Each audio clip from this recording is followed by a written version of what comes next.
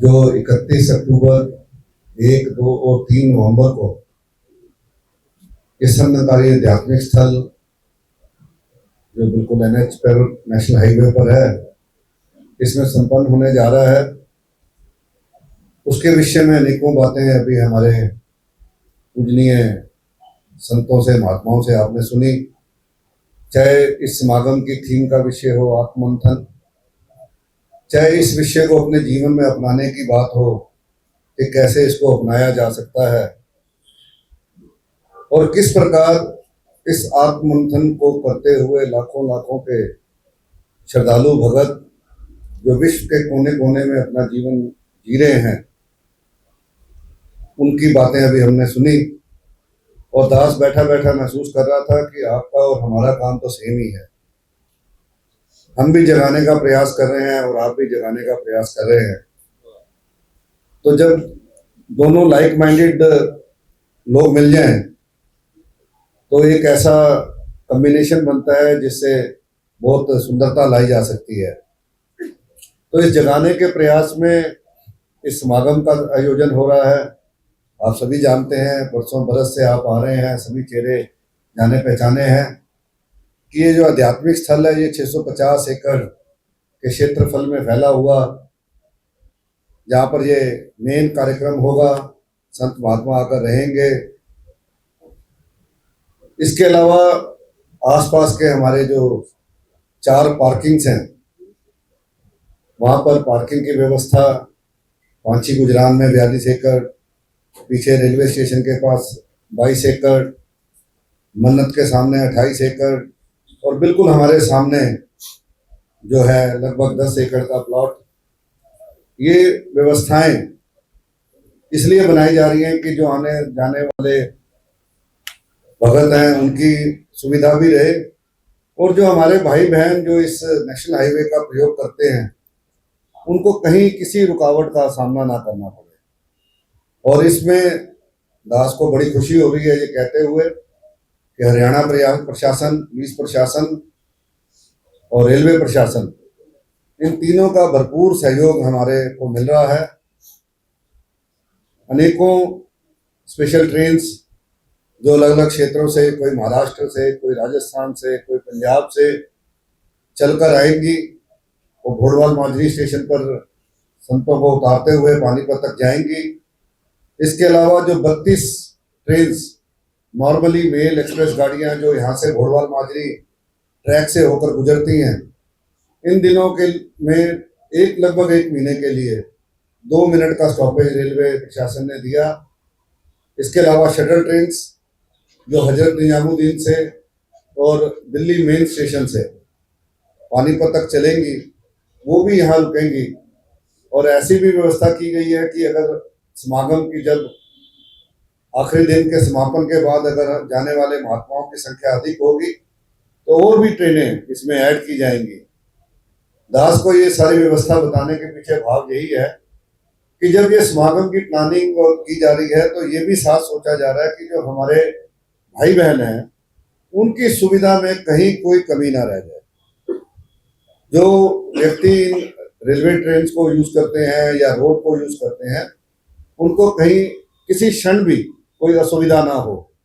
इसी प्रकार अगर हाईवे की बात करें तो आपने देखा होगा, अगर उधर से आए हैं तो पूरी लाइटिंग है दोनों तरफ।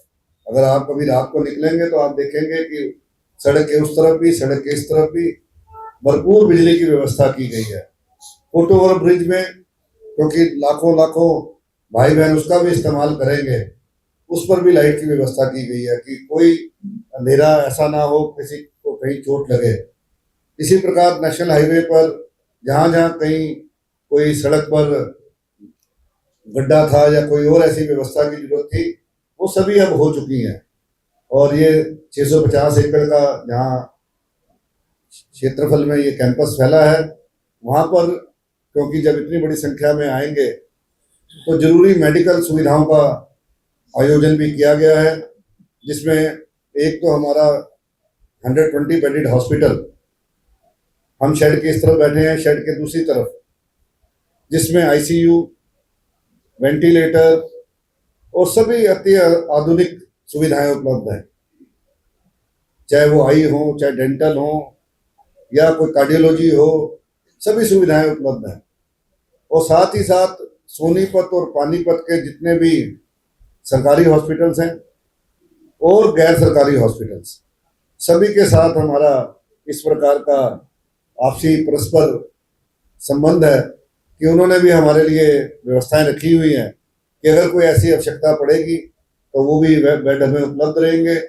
साथ में 8 allopathic dispensaries, 6 homeopathic dispensaries, 15 first aid के स्टेशंस, और साथ में जो विश्व से, जो वेस्टर्न वर्ल्ड से जो एक मेडिकल व्यवस्था है कायरोपैटिक की, जो अनेकों अनेकों डॉक्टर्स कनाडा यूएस से आते हैं, उनके लिए भी एक कैंप लगाया गया है कायरोपैटिक, जिसमें हड्डी रोग विशेषज्ञ, उनको हम कहते हैं, उनकी व्यवस्था होगी। और इसके अलावा जैसे दास ने पहले कहा कि एम्बुलेंसेस की 12 एम्बुलेंस हैं, मिशन की खड़ी हैं। साथ में हमें सरकार की तरफ से लगभग 30 एम्बुलेंसेस मिल रही हैं, जिसमें 5 वेंटिलेटर युक्त हैं और ऐसी हैं जिसमें डॉक्टर्स भी अवेलेबल होंगे। अगर किसी सज्जन को यहाँ से ट्रांसपोर्ट करना पड़े तो डॉक्टर भी साथ में जाएंगे और व्यवस्था को बहुत ही सजग रूप में और सुचारू चलाने के लिए जगह जगह फायर पोस्ट बनाई गई हैं।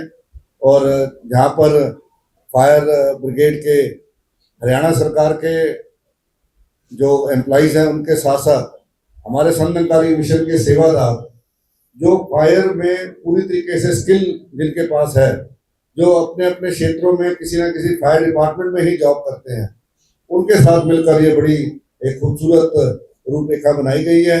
और इस सारे क्षेत्रफल की, इस सारे कैंपस की सिक्योरिटी को देखते हुए लगभग 60 मचाने जो पोस्ट हैं वो लगाई गई हैं, जिस पर हमारे सेवादल के भाई बहन और साथ में पुलिस की चौकसी भी होगी।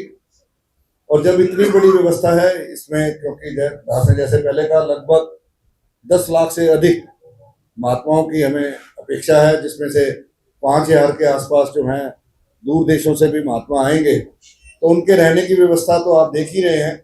उनके जलपान के लिए, खाने के लिए 4 लंगर मेजर हैं और साथ ही 2 लंगर ऐसे हैं जहाँ डिस्ट्रीब्यूशन किया जाएगा। 6 लंगर स्थान होंगे और उसके साथ 22 कैंटीन्स होंगी। कैंटीन्स वो लंगर का ही रूप है, जहाँ पे लंगर को इस तरीके से सुविधाजनक उपलब्धि हो, वो व्यवस्था भी की गई है। और जब ये महात्मा आ रहे हैं, धीरे धीरे आप देख रहे हैं कि यहाँ गिनती बढ़ती जा रही है, तो कुछ महात्मा दिल्ली के किसी बस अड्डे पर उतर रहे हैं, किसी रेलवे स्टेशन पर उतर रहे हैं, कोई स्मालका, पानीपत, सोनीपत स्टेशन पर उतर रहे हैं। उनके पिकअप ड्रॉप के लिए बसेस की व्यवस्था की गई है, जिसमें हरियाणा सरकार की बसेस हैं, प्राइवेट ऑपरेटर्स की बसेस हैं और दिल्ली में कुछ डीटीसी की बसेस भी हैं। तो इस प्रकार से बसेस जो उतरने वाले श्रद्धालु हैं उनको वहाँ से अभी लेकर आ रही है, और जब समागम संपन्न होगा उनको वापसी की भी पूरी व्यवस्था इसके लिए की गई है। और हम सभी जानते हैं कि समागम का प्रमुख आकर्षण होती है यहाँ लगने वाली एग्जीबिशन, प्रदर्शनी। लाखों लाखों जो श्रद्धालु हैं वो तो उसको देखते ही हैं, लेकिन जो हमारे भाई बहन जो अभी मिशन से अभी इस प्रकार से नहीं जुड़े हैं, वो भी जब भी आते हैं तो उस प्रदर्शनी का जरूर देखने जाते हैं। उसमें मिशन की हिस्ट्री, आइडियोलॉजी, मिशन के जो सतगुरु माता सुदीक्षा जी महाराज और निरंकारी राजपिता जी के कल्याण यात्राएं भारत भर और भारत के बाहर होती हैं, उनके चित्र। उसके अलावा जो बच्चों के लिए, क्योंकि बाल विकास पर संदनकारी मिशन का जो कार्य है वो सब बहुत सराहनीय है। आपने देखा ही होगा कि किस प्रकार जो निरंकारी मिशन के बच्चे हैं वो अध्यात्म और साथ संगत विज्ञान का मिला जुला साथ संगत एक रूप पेश करते हैं। उनकी भी एक प्रदर्शनी है। साथ ही जो संदनकारी मिशन इस समाज को देन दे रहा है, उसकी भी एक चित्र प्रदर्शनी, मॉडल प्रदर्शनी लगाई गई है कि जिसमें हम ये बताया जा रहा है कि हम पेड़ पौधे लगाएं, प्लास्टिक का उपयोग ना करें, पानी बचाएं। इस प्रकार की शिक्षा दीक्षा दी जा रही है और ऐसी भी व्यवस्था की जा रही है कि जो कोई सज्जन आ रहे हैं, अगर उनको वापसी पे प्रेरित किया जा रहा है कि आप बेशक बीज हमसे लें, वापस अपने स्थान पर जाकर पेड़ लगाएं। इस प्रकार से, ताकि हम केवल जो यहाँ जीवन जी रहे हैं, जब अपने घरों पर वापस जाएंगे तो वैसा ही जीवन जी पाए। और हमारा, जैसे दास ने पहले कहा कि आपका भी जगाने का काम है और हमारा भी जगाने का काम है, उस जगाने के काम में बुक्स का एक बहुत महत्वपूर्ण हिस्सा होता है, क्योंकि बुक से जो काम कर सकती है किसी के जीवन में, वो किसी और माध्यम से नहीं हो सकता। तो पब्लिकेशन के, जिसमें संदनकारी मिशन की बुक्स हैं, संदनकारी मिशन के जो हमारे मासिक या पत्रिकाएं हैं, उन सभी के 14 स्टॉल्स पूरे इस कैंपस में लगाए गए हैं। और ऐसी भी व्यवस्था है कि जो कोई नए सज्जन आ रहे हैं, उनको हर मास, हर महीने पत्रिका उनके स्थान तक, उनके घर तक पहुंचे, वैसी सब्सक्रिप्शन जो कॉस्ट बिल्कुल नेग्लिजिबल, उस तरीके से ऐसी व्यवस्था की जा रही है कि ये जो मानव मात्र को जो सच्चाई की आवाज़ है, जो प्रेम की, सत्य की, जो भाईचारे की बात है, वो आपको घर बैठे बैठे आप उसको पढ़कर उसको अपने जीवन में अपना सके, उसकी व्यवस्था भी इन स्थानों पर की गई है। और इन सभी व्यवस्थाओं की खूबसूरती तो आने वाले महात्माओं के साथ है, वो आप बरसों बरस से पहले ही देखते आ रहे हैं कि किस प्रकार का सुंदर जीवन जो भी महात्मा आते हैं वो जीते हैं। और हर आने वाला यही सोचकर अपने घर से चल रहा है कि ये मेरा अपना कार्यक्रम है। पिछले लगभग 2 महीने से इस व्यवस्थाओं में आप जैसे जिस भी सज्जन से मिलना हुआ, एक ही बात आप भी कह रहे हैं, बाकी सभी भी कह रहे हैं कि संदनकारी मिशन के जो सेवादार हैं, जो व्यवस्था ये करते हैं, ऐसी व्यवस्था विश्व में कोई और नहीं कर सकता।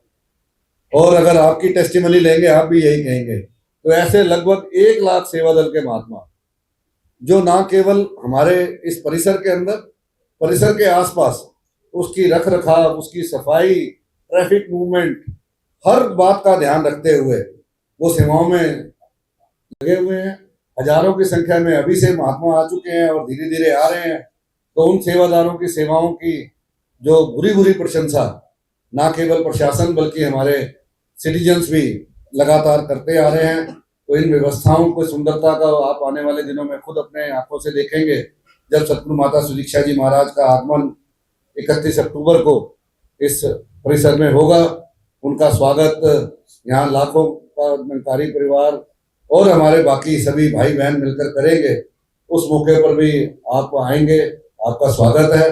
और जैसे पहले आपको इन्विटेशन दिया गया, क्योंकि दास के नाम के साथ बार बार कहा गया कि ये कोऑर्डिनेटर हैं, तो मेरी आप सभी के चरणों में ये करबद्ध प्रार्थना है, ना केवल खुद आए, अपने परिवार को लाएं, अपने रिश्तेदारों को लाएं, अपने अड़ोस पड़ोस को ये मैसेज दें कि अगर अपने जीवन में निखार लाना है, अगर सुकून से जिंदगी जीनी है, अगर प्यार को जन्म देना है अपने जीवन को, और जैसे कहा गया कि हंसते हुए को देख के हंसी आ जाती है, तो ऐसे लाखों लोगों को देखेंगे तो हमें भी मोटिवेशन मिलेगी। तो सभी को लेकर जरूर पधारें। और इन व्यवस्थाओं को जो आप देख रहे हैं, आपके इस सहयोग के लिए आपका बहुत बहुत धन्यवाद। धन्यवाद।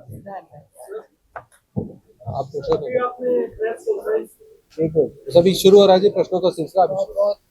इसके बाद फिर प्रश्न उत्तर जो भी है वो आप बारी बारी माइक आप तक पहुंच जाए। जैसे अभी बहन जी ने आपको याद दिलाया कि मानवता के नाम संदेश जो सतगुरु माता सुदीक्षा जी महाराज के बुखार बिन से हमें श्रवण करने को मिलेगा, वो 31 अक्टूबर को 2 बजे हम सभी के हिस्से में आएगा।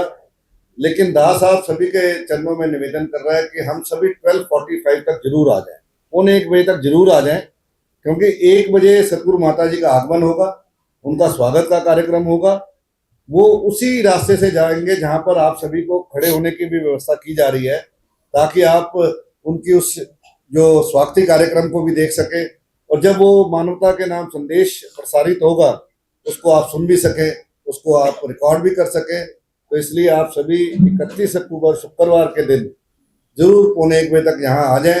और हमारे बहन परिमल जी और राकेश मुठरेजा जी की टीम पूरा ऐसी व्यवस्था करेगी कि आपको बड़े सुविधाजनक तरीके से उस स्थल तक ले जाया जाएगा जहाँ से आप उस ना केवल सतगुरु माता जी के स्वागती कार्यक्रम को देखेंगे, बल्कि सतगुरु माता जी के संदेश को जो मानवता के नाम प्रसारित होगा उसको भी सुन पाएंगे।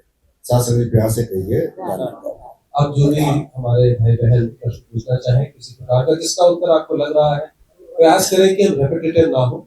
जो डिटेल्स हमारी का आज शाम को ही सतगुरु माता जी के कर्तव्यों द्वारा राजपिता जी के आशीर्वाद से इसका विमोचन होगा, वो भी आप अगर परसों चाहेंगे, क्योंकि विमोचन के बाद ही वो उपलब्ध होगी, तो आप जो परसों आएंगे लगभग 12:30 के आसपास आपका जलपान होगा, फिर आप मुख्य मंच पर जाएंगे, तो तब आपको वो जो स्मारिका है वो भी निःशुल्क दी जाएगी। प्रश्न भाई। नमस्कार सर, मैं हरियाणा जिले से प्रेस कॉन्फ्रेंस में आपने बताया सर 10 लाख के करीब जो श्रद्धालु हैं वो भारत से आ रहे हैं और 5,000 जो है वो विश्व भर से आ रहे हैं। क्या उसका कोई अब तक का कोई आंकड़ा मिल सकता है कि कितने श्रद्धालु यहाँ पे पहुंचे हैं और कितने अभी आने वाले हैं? आप भारत से आने वाले श्रद्धालुओं की बात कर रहे हैं या भारत से बाहर? अभी तक आंकड़ा लाख के आसपास तो छू चुका है, लेकिन क्योंकि अभी आज बुधवार है और कार्यक्रम शुक्रवार से है, धीरे धीरे आप देख रहे होंगे कि बसेस आ रही हैं, ट्रेन्स भी आनी शुरू हो रही हैं आज शाम तक। तो अधिक जानकारी तो अभी उपलब्ध नहीं है कि एग्जैक्टली कितने महात्मा आ चुके हैं। दास इतना ही कह सकता है कि लगभग 1 लाख महात्मा आ चुके हैं। अगर आप ये वीडियो YouTube पर देख रहे हैं तो हमारे चैनल को सब्सक्राइब करें और बेल आइकन को दबाना ना भूलें। अगर आप Facebook पर यह वीडियो देख रहे हैं तो हमारे पेज को लाइक करें।